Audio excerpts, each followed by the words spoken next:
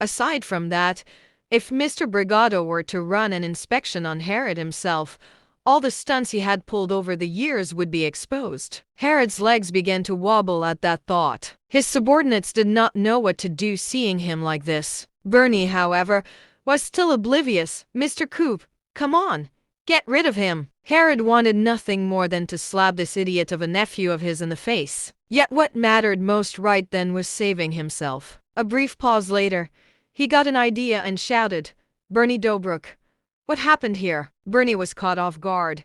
He looked at Herod and said, "Uncle Herod, I've told you everything on the phone." "You didn't tell me shit, sir. If you could please come over here for a moment," Herod called out to the cafe owner. The cafe owner was confused himself, shaking as he walked up to Herod. Herod said in a friendly tone, "Sir, tell me the truth here. Did he refuse to pay for his meal?" The cafe owner nodded, and Herod said at once, "Very well.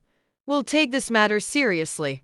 Bernie Dobruk, you're fired. Pay the man at once, with a compensation 10 times the cost of your meal. After that, you're to go to the office at once and get your resignation documents handled." "What?"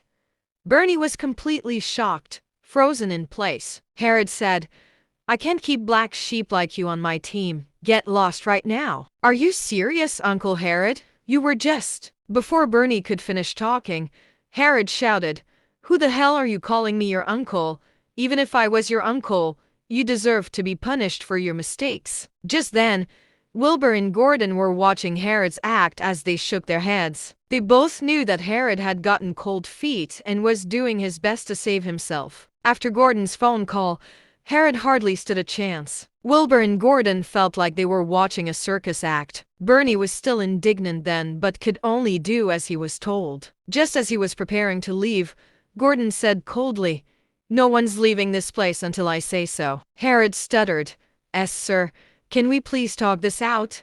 You can tell me if I had any slip-ups in my handling of this situation, and I'll be sure to take them into serious consideration." Herod knew just how powerful someone was to be able to have Chase Brigado on speed dial. Despite not knowing just who Gordon was, Herod knew that he was someone not to be messed with. Yet Gordon did not budge in the slightest. "You can say that to Chase later." Herod could not help but tremble at those words. He had called Chase by his first name, which indicated just how powerful he was. Herod did not understand how he had run into someone like this in a small cafe. At that moment, he had the urge to kill Bernie right there. Herod's mind raced, trying to find a way out of this. Very soon, another car stopped in front of the cafe.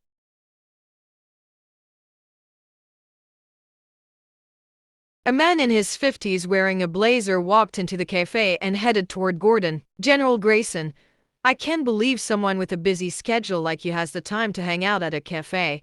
Hearing Chase address Gordon as General Grayson struck Herod with terror at once, and he froze in place.